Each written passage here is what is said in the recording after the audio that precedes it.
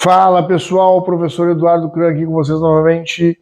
RPE, percentual de carga estimado ou os dois juntos. O que é melhor, qual utilizar, por que utilizar ou não utilizar, enfim.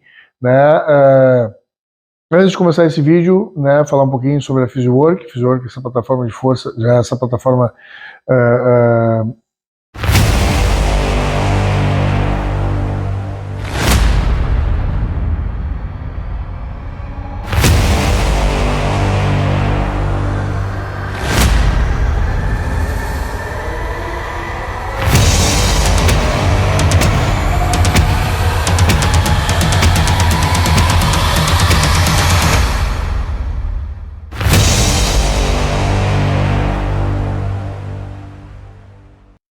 de trabalho de várias questões relacionadas à área de saúde, fisioterapia, educação física, enfim, treinamento esportivo de uma forma geral, com um conteúdo muito bom, conteúdo pago, conteúdo gratuito, acessem para dar uma olhadinha lá, vocês vão encontrar tanto o material meu, até a respeito do próprio powerlifting, quanto o material deles, específico para várias áreas oriundas aí, adjacentes à fisioterapia, que vai ser muito interessante para vocês também desenvolver esse conhecimento.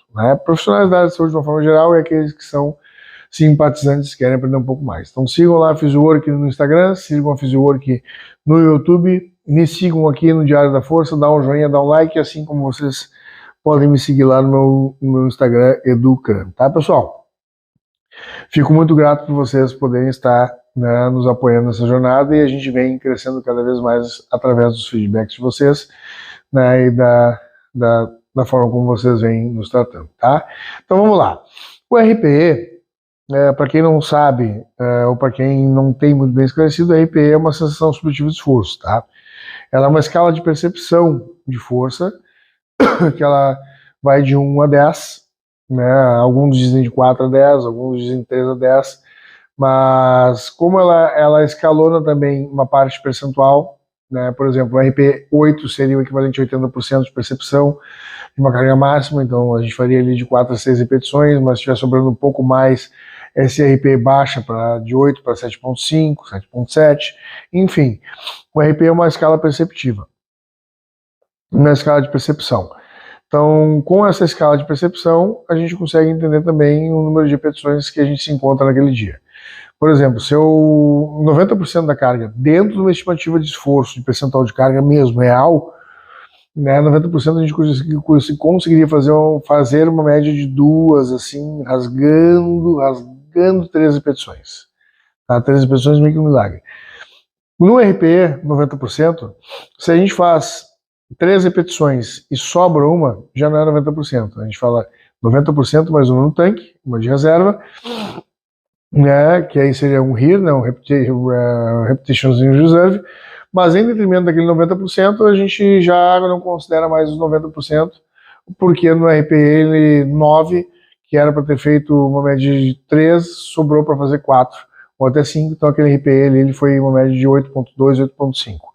Então a gente escalona dentro da percepção de esforço. Então a gente sabe que naquele treino, naquele 90% ele representou menos. Então a gente utilizou uma carga, representou menos, a gente fez com aquela carga, então a gente não fadigou o suficiente ou não obteve o máximo daquele percentual naquela carga naquele dia. Ou reajusta no próprio dia um pouco mais a carga para chegar mais próximo do que seria o real 9.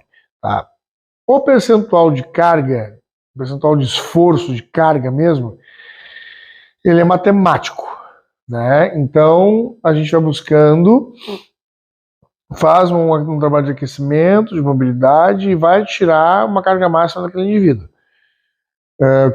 Como a gente tira uma carga máxima do indivíduo? A gente vai evoluindo e progredindo as cargas durante a sessão de treinamento, número menor de repetições para não fadigar muito, até para a gente tirar o percentual máximo de carga dele. Então ele faz levantamento terra, faz 2 repetições com 70 kg, 2 repetições com 100 kg, uma repetição com 120, uma com 140, uma com 160, e nunca fez 200 na vida.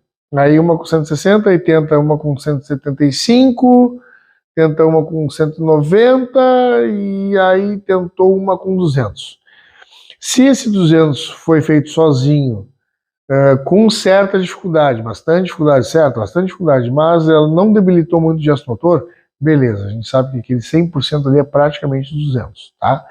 Da mesma forma para o agachamento, da mesma forma para o supino. Se o movimento foi ajudado, né, a gente estima um pouco menos, porque aí a gente não tem como a gente considerar o 100%. Ele excedeu o 100%, né, e ninguém consegue fazer um movimento com 110%, a não ser um movimento deliberadamente adaptado. Né? Por exemplo, um supino no board, um agachamento pliométrico, que a gente trabalha com margens superiores a 110, 115, 120%. Tá além daquele percentual, um movimento mais curto, né? Um movimento menos dinâmico, mais curto. Enfim. Quando a gente fala dos dois, aí eu acredito que a gente entra num denominador em comum. Eu prefiro, né, em primeiro lugar, isso é uma opinião minha, particular, não estou dizendo que quem usa RP em todos os treinos não tem razão, assim como não estou dizendo que quem usa só o percentual de carga tem razão. Para mim, o melhor é a junção dos dois. Mas, entretanto, RPE, aquela pessoa que vocês estão treinando tem que ter uma consciência corporal boa, muito boa. Tem que entender o próprio corpo, tem que entender se realmente está sobrando alguma carga ou não, tem que analisar o gesto motor, tem que dizer como é que se sentiu. E eu vou ser bem sincero para vocês, assim, ó, pelo meu tempo de área, 21, 22 anos de área, é difícil alguém ter consciência corporal suficiente para trabalhar em RPE. Quando a gente fala em RPE, a maioria dos atletas que começou a fomentar e propagar o RPE, que aí vem do Mike Tuchir, né, Jugenauer também utiliza bastante, Chad usa bastante. Quando a gente fala em RPE, esses caras, eles utilizaram essa forma de interpretação diária de percentual de carga em cima da percepção do esforço com atletas de elite, os principais atletas deles. Esses caras, essas mulheres, eles são atletas fantásticos, fenomenais, atletas que têm cargas absurdas, como Taylor Eto, por exemplo. Enfim, então é uma gente muito, é um pessoal que está aquém do mundo normal em que nós vivemos. Então, é muito importante a gente fazer isso. Não é qualquer um que trabalha com RPE, não é qualquer um que consegue sentir o próprio corpo em detrimento de um determinado movimento ou reprodução de gesto motor. Não é qualquer uma pessoa que consegue fazer isso. O percentual de carga, eles nos dá uma precisão maior. Por quê? Porque a gente vai indo e vai progredindo, vai indo progredindo, até chegar um momento que o indivíduo não consegue mais fazer uma repetição de forma adequada. Não precisa ser uma repetição perfeita, mas não consegue mais executar aquilo ali de forma adequada, ou até não chega mais aquilo ali, a gente sabe que onde é que está o 100% daquele indivíduo. Mas aí vocês me perguntam assim, tá, mas olha só, eu posso tirar o percentual de carga daquele cara e naquele dia não estava bem. Não se alimentou bem, não é o dia. Então o percentual de carga, ele não é também 100% adequado. Não é 100% certo. Concordo, não é 100% certo. Porém, vocês treinam essa pessoa e vocês sabem da condição física dela. Vocês sabem se aquele dia não foi o melhor dia. Vocês sabem se aquele dia não foi o adequado. E vocês sabem que vocês podem adaptar uma nova linha de treinamento nas próximas semanas para que ele refaça o teste de força numa condição melhor. Né? De repente menos calor, ou de repente menos frio, ou melhor alimentado, enfim. Mas conseguem. E mesmo assim, se vocês observam o atleta de vocês diariamente, ou próximo a isso, vocês sabem qual é a capacidade dele de desenvolver força ou não. Então vocês sabem se a máxima dele no supino é 100 quilos, e aquele dia ele botou 100 e não conseguiu, né? Mas chegou, por exemplo, em treino, fez 3, 4 repetições com 95 quilos, é evidente que vai fazer uma repetição com 100 quilos, e aí não consegue. E aí tá, tudo bem, se não conseguir, também envolve outros mecanismos psicológicos, né, que fazem com que alguns atletas, eles conseguem desenvolver uma síndrome de sobrecarga, né, ou seja, trava num peso específico. Chegou em 200 terra, não consegue, 201 não sai do chão. Vai fazer força, explode o cu, hemorroida, cai, morre, se mija, né? Ao ver os idiotas aí falar em como é que é? Me esqueci agora, pessoal. O pessoal fala em musculatura do solo pélvico fraca, enfraquecida, né? Tem musculatura do solo pélvico fraca, o caralho.